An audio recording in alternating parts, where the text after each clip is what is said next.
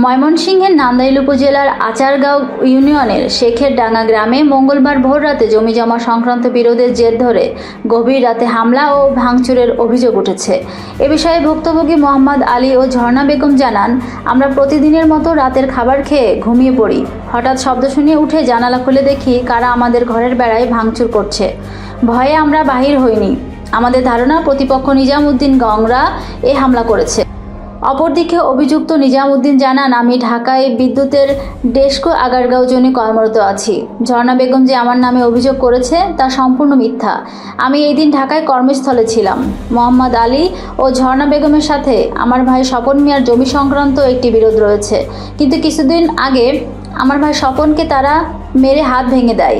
আমাদেরকে ফাঁসাতে নিজেরাই টিনের বেড়া ভেঙে আমাদের নামে মিথ্যা অভিযোগ করছে। উক্ত বিষয়ে এলাকার জৈনিক শহীদুল ও নজরুল জানান, নিজামউদ্দিন ঢাকায় চাকরি করে, ও ঢাকায় ছিল। ওরা নিজামের নামে মিথ্যা অভিযোগ করছে। কয়টার সময় করছে? 3টার সময়।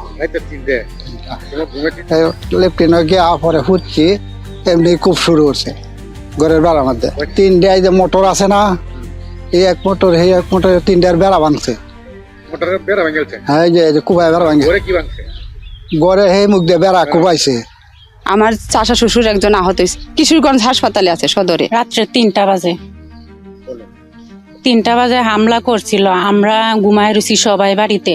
ঘুমায় থাকলে পরে 3টা বাজে আয়সা টিনের ঘরের সালে প্রথমে ইট দে খুব ইটকাইছে, ইটকায় তারপরে দে রান্দাও দে বলম দে খুব কুবাইছে। লোক সংখ্যা, অনেক লোক সংখ্যা। আমরা মোটরের ঘর কুবাইছে, কুবাই সব তছনছ করে লাইছে। পরে আমরা সবাই উঠছি, সজাগ হয়েছি, কিন্তু আমরা বাইরে হইতে পারি না। আমার নাম শহীদুল্লাহ।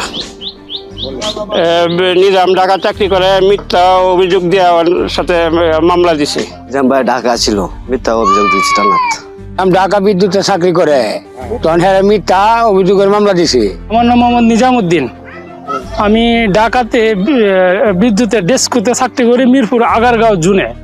তা আমাদের যে জরনা যে আমার নামে যে একটা অভিযোগ করেছে, এটা সম্পূর্ণ মিথ্যা। তাদের সাথে আমার ভাইয়ের জায়গা জমি নিয়ে একটু সমস্যা আছে, আমি জানি। তাই আমি তো ঢাকা থাকি চাকরি করে, আমি তো এত কিছু আমি জানি না। তাই আমি ইদানিং যে জরনা যে আমার নামে অভিযোগটা দিয়েছে, তখন আমি ঢাকা ছিলাম। তখন ঢাকা থেকে শুনতে পারলাম যে তারা আমার নামে সহ অভিযোগ দিছে। তাই আমি শুনে দেশে আসলাম।